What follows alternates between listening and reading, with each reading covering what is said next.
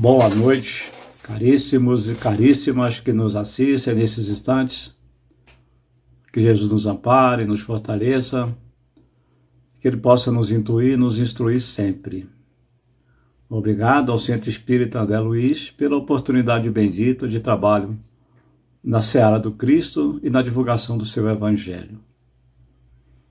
Certa feita eu recebi um vídeo muito interessante que serve para as nossas reflexões, falando do honrar pai e mãe. Era a história de um idoso, um velhinho, vivia sozinho com seu cachorro e todos os anos, na véspera de Natal, ele recebia uma ligação dos seus filhos que moravam fora, justificando a ausência de estarem com ele, comemorando o Natal. Então sempre aquela coisa, olha pai, não posso ir, muito trabalho, família. Ouvia as crianças, os netos, vovô, que pena que eu não posso revê-lo. Então, e por aí, todos os anos a mesma coisa, né? 24 de dezembro, a ligação dizendo da impossibilidade do comparecimento àquela reunião familiar. Certa feita, cada filho recebeu uma correspondência, um telegrama, informando do desencarne do idoso e onde seria, né, o corpo seria velado. Segundo constava na missiva, o velório ocorreria na residência do idoso. Então todos os filhos foram chorando, desesperados, todos chegaram juntos e antes de adentrarem a casa, se abraçaram ali, se cumprimentaram, né? Então, uma tristeza muito grande. Ocorre que assim que eles adentraram a casa, eles encontraram uma mesa lauta, uma mesa farta, tudo do bom e do melhor, uma mesa linda, muito bem posta. E de repente o idoso aparece, cabisbaixo, sorrisinho maroto. E aí todo mundo, né, aquele espanto, mas não tinha falecido, não tinha desencarnado, mas com certeza se abraçaram e fizeram a festa. Ou seja, muitas vezes nós agimos assim. Essa falta de tempo, porque quando eu digo que eu não tenho tempo para alguém que me deu a vida, que me deu a oportunidade da reencarnação, que me trouxe a esse mundo, que cuidou de mim, que me deu todo o amor, todo o amparo e todo o carinho, eu estou dizendo que aquela pessoa não é prioridade. A falta de tempo é porque não é uma prioridade, não tem a importância específica, né? Foi exatamente o que os filhos fizeram com aquele idoso. Ou seja, muitas vezes a gente se preocupa muito, choramos na morte, mandamos flores e não fazemos isso enquanto a pessoa ainda está encarnada. Sabe aquela ideia do arrependimento? A gente só vai lembrar da pessoa quando aquela coisa de perder, né? Nós perdemos, então a gente passa a ter um outro pensamento, uma outra atitude, um outro comportamento. Ou seja, a gente tem que aprender a valorizar enquanto está aqui, encarnado, demonstrar todo o amor, todo o carinho, todo o nosso respeito e o nosso agradecimento a esses seres que deram a vida por nós. Porque a falta de honrar pai e mãe ou desonrá-los, né, a gente vai ver, por exemplo, Moisés nos apresenta honrar pai e mãe para que pudéssemos possuir a vida abundante aqui na terra, né, ou possuir a terra prometida. Nós vamos ver, por exemplo, em Êxodo, em Deuteronômio, em Números, algumas passagens específicas onde eles colocam, né, se foi Moisés que escreveu, onde Moisés coloca que a desonra, uma agressão, uma violência aos pais era motivo de morte. Nós vamos ver, por exemplo, em salvo engano, em Deuteronômio 21, 18, 21, que um adolescente, por exemplo, que aborrecesse o pai, que não obedecesse os pais, ele seria levado à frente dos idosos e ali poderia ser condenado à morte. Então, a gente percebe a importância que era a obediência aos pais. Voltando um pouco à história, nós vamos ver, por exemplo, o Código de Hammurabi, o código que é existente na Mesopotâmia antiga, hoje Iraque, Tunísia, Irã, onde ali tinha leis que regulavam as relações sociais e as relações familiares. Ou seja, também naquele código havia uma proteção aos pais, né? Uma simples desobediência, uma agressão, uma violência ou qualquer outro fato que violasse o direito dos pais, né, ou que agredisse os pais, a pessoa era punida de morte. Né? Veja bem, o Código de Hammurabi, ele foi escrito 300 a 500 anos antes de Moisés, né? Que também tinha muito aquela visão, aquela ideia da lei de Talião, conforme Moisés nos apresentou. Então nós vemos aqui a responsabilidade que nós temos diante desses seres que vieram a esse mundo na condição de pais, né? Claro que Jesus ele veio, ele não desconstruiu os ensinamentos mosaicos, mas ele deu um novo entendimento, né? Porque Jesus pregou profundamente o honrar o vosso pai e a vossa mãe, o respeitar o vosso pai e a vossa mãe. Apesar de que algumas pessoas dizem que ele estava em contradição quando ele estava pregando, e alguém disse, olha, tua mãe e seus irmãos estão aí te chamando, e ele disse, quem é minha mãe, né? Quem são meus irmãos? A gente vai entender ali que Jesus falava da parentela corporal e da parentela espiritual, mas automaticamente que o conhecimento da doutrina espírita, né, após Jesus, porque nós falamos assim, Moisés foi a primeira revelação de Deus aos homens, Jesus veio pessoalmente trazer a sua mensagem, então a mensagem do Cristo é a segunda revelação, e nós temos hoje o Espiritismo como essa terceira revelação. Então, com a doutrina espírita, alargando as nossas percepções, alargando os nossos conhecimentos, a gente passa a ter uma outra visão diante desses seres que vieram aqui na condição de pai. Então nós vamos ver, por exemplo, no Livro dos Espíritos, quando Kardec fala da paternidade, e ele vai nos informar, né, os Espíritos informam Allan Kardec que a paternidade é uma missão das mais bonitas, das mais complexas que existem no mundo, porque a responsabilidade dos pais é imensa diante da condução daquele espírito que ele está recebendo ali como filho, né? A gente vai ver outras passagens explicando por que Deus coloca o espírito naquela condição de infância, exatamente para facilitar no início esse processo educacional, que é uma função, é uma obrigação dos pais. Então dá aquele ar de inocência, né? Porque nós sabemos que quando o espírito retorna à carne, ele traz em todo o seu arcabouço perispiritual as conquistas sentimentais, emocionais e intelectuais de vidas passadas. Aprendemos também pelo Espiritismo que a formação de família, ela se concretiza aqui a partir de toda uma estrutura organizacional, de todo um debate, né, que existe no plano espiritual para formar exatamente essa possibilidade, né, que nós chamamos de planejamento reencarnatório. Então a gente vai aprendendo no Espiritismo todos esses ensinamentos.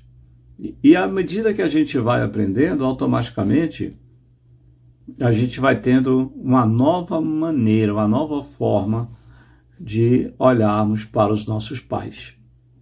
Eu, certa feita, fazendo uma visita ao lar dos velhinhos, me chamou muita atenção a quantidade de idosos que ali se encontravam e onde a maioria tinha uma família muito bem constituída.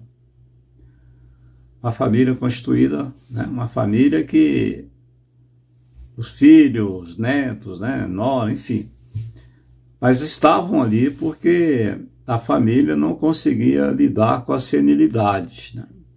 Nós sabemos que lidar com senil não é algo fácil, né? Requer muita paciência, requer muita dedicação, requer muito amor, muito carinho, enfim.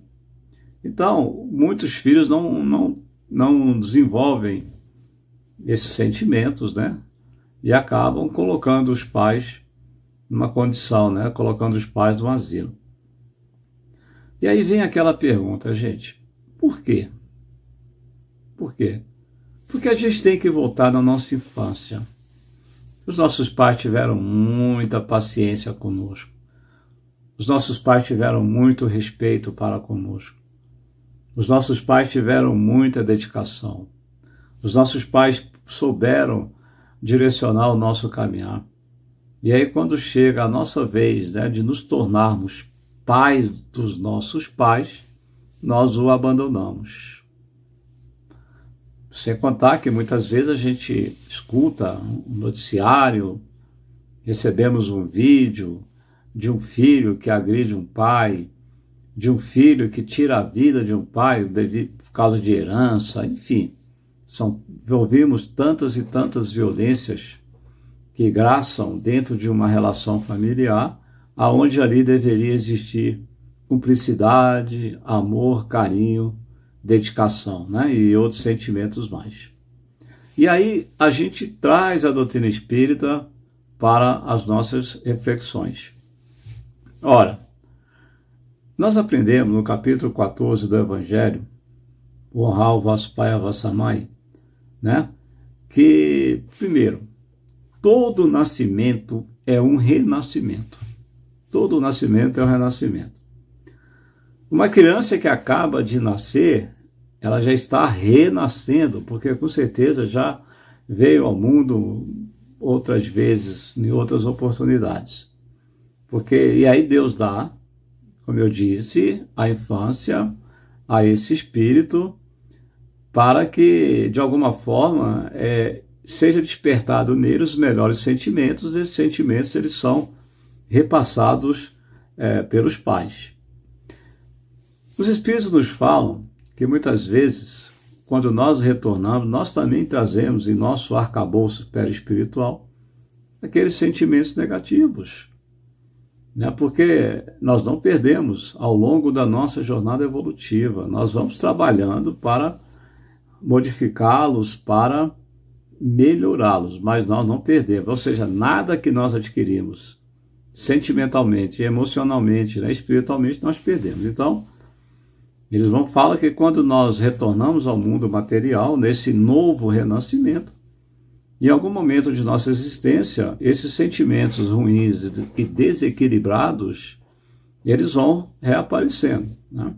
Eles vão reaparecendo. Por isso é que Kardec e os espíritos amigos colocam a importância do processo educacional.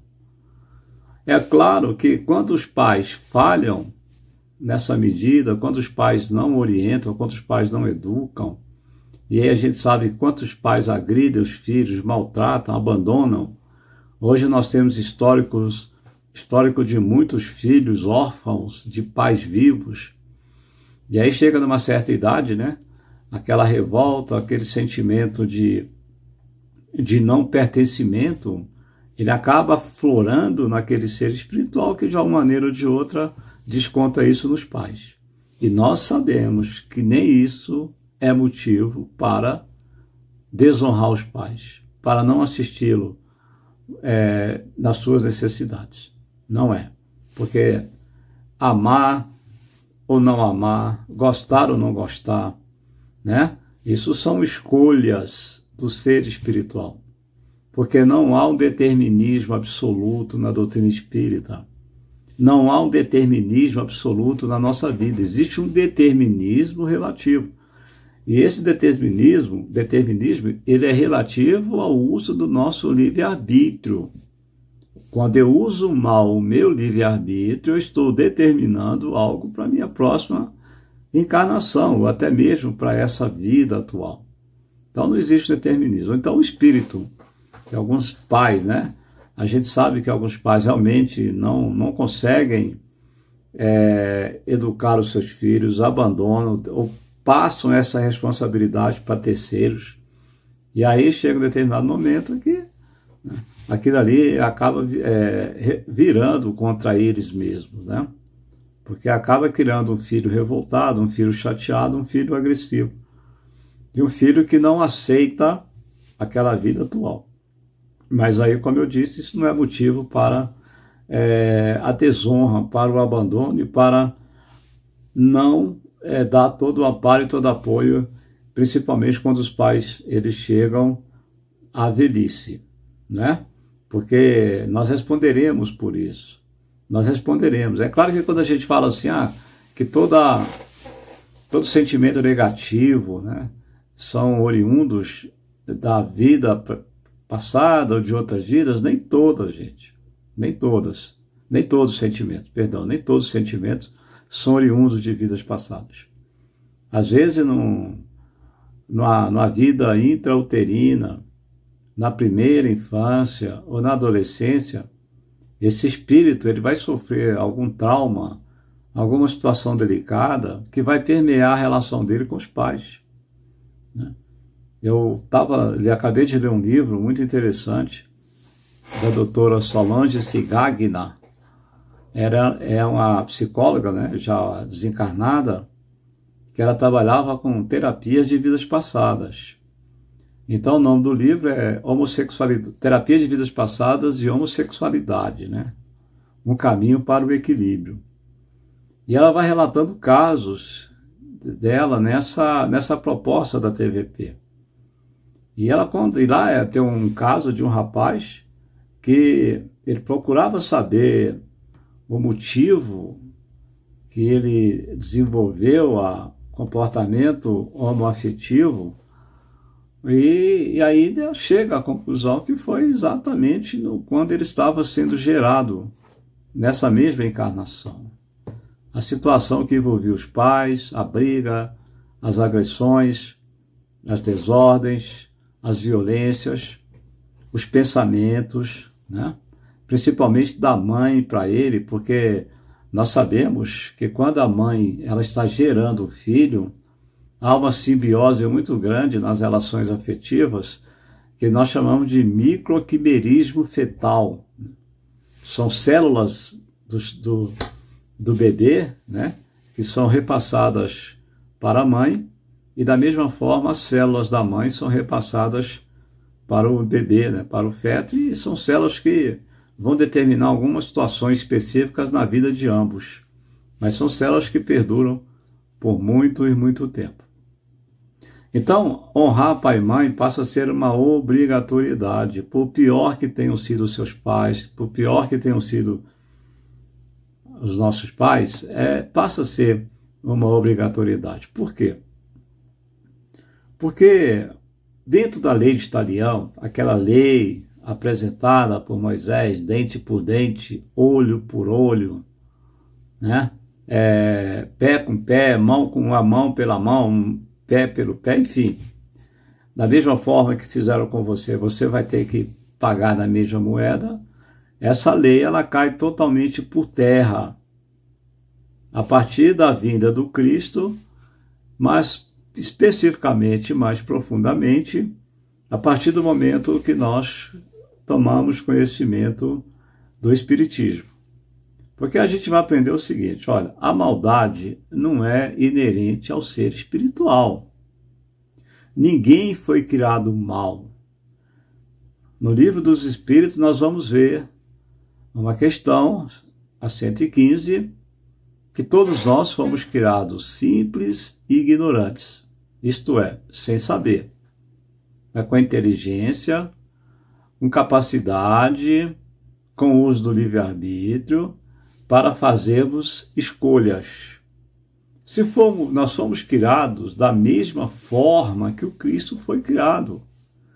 Nós vamos ascender à condição que o Cristo chegou hoje, né? Nós vamos ver no livro dos Espíritos que Jesus é o tipo mais perfeito que Deus deu aos homens para seguir de guia e modelo. Nós também chegaremos a essa potência, a essa condição de ser crístico, né? Como Jesus existem milhões, porque nós sabemos que como Jesus é o nosso governador, cada planeta, né? Cada galáxia, enfim, todos têm um governador específico, né? E aí tem a inteligência suprema, a causa primária de todas as coisas, coordenando tudo. Mas nós chegaremos lá. Então, quando fala assim, se Deus criou tudo, Deus criou o mal, Deus criou o espírito mal, Deus criou o espírito para fazer a maldade? Não. O mal é a ausência do bem. Onde há o mal é porque não há o bem. O bem não chegou até ali.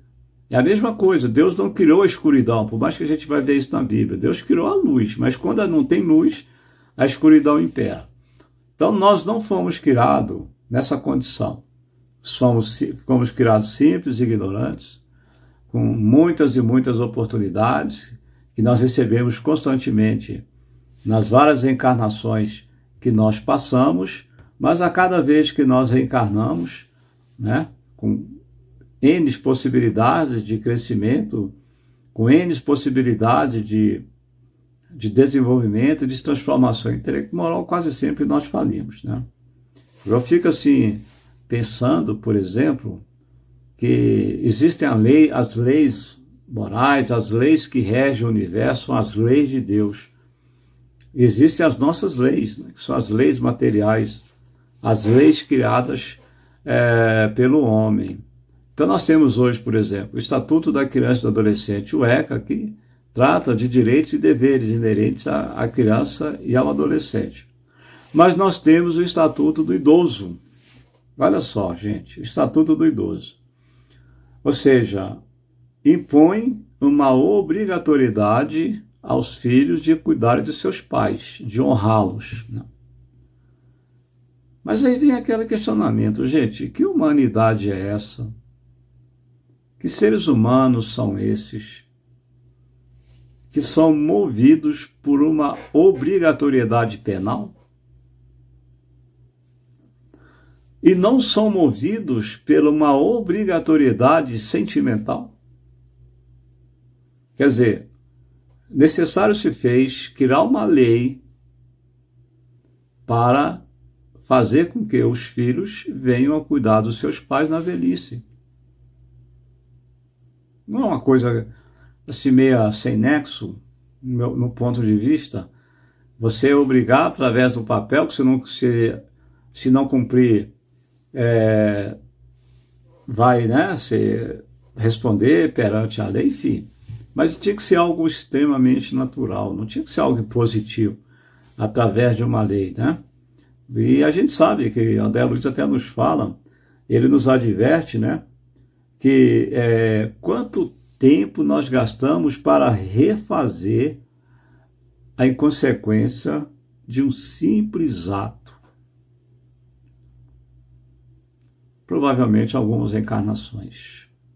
Então nós sabemos que às vezes um ato simplista de poucos segundos, negativamente falando, pode comprometer muitas das nossas encarnações, muitas. Então, os espíritos nos falam sobre essa obrigatoriedade. Por mais que nós aprendemos, né? Porque às vezes a gente vai entendendo, eu não consigo amar o meu pai, eu não consigo amar a minha mãe. Aí tem uma explicação, né, que a gente fala que o corpo procede do corpo, mas o espírito não procede do espírito. Aprendemos também que as relações consanguíneas deveriam, mas não determinam afeto. Porém, com essas aprendizagens, a gente retoma a minha fala anterior, né? Se eu estou naquele grupo social, familiar, não é por acaso. Não existe acaso em nossas vidas, não existe acaso nas leis de Deus. Como eu disse, se fazemos parte daquela família, tem um motivo, tem um porquê. Nós aprendemos que o agrupamento familiar, lógico que vem aqueles espíritos afins, né? Que a gente quer estar sempre ao lado de seres que pensam e agem da mesma forma, que têm os mesmos gostos, os mesmos pendores, mas num grupo familiar tem sempre aqueles espíritos que vêm para nos auxiliar no fortalecimento, na criação dos nossos afetos, né? Às vezes são inimigos nossos de vidas passadas que vêm e se apresentam na condição de pai. Basta ver a gente entender o caso de Segismundo, no livro Os Missionários da Luz, de André Luiz e Chico, né? Que Segismundo, ele, numa vida passada, ele tinha um casal, né? Adelino e Raquel, e Adelino conquista a Raquel e acaba tirando a vida do esposo, né? Do Adelino. Segismundo acaba tirando a vida do Adelino. Ou seja, vão reencarnar Adelino e Raquel formando um casal e recebendo Segismundo como filho. Uma coisa engraçada, quando a gente lê esse livro, essa parte principalmente, é o trabalho que a espiritualidade fez para que Adelino pudesse aceitar Segismundo como filho. Um trabalho que era feito durante o descanso do corpo físico. E ele relata que, às vezes, ele acordava, né, agitado, com sudorese.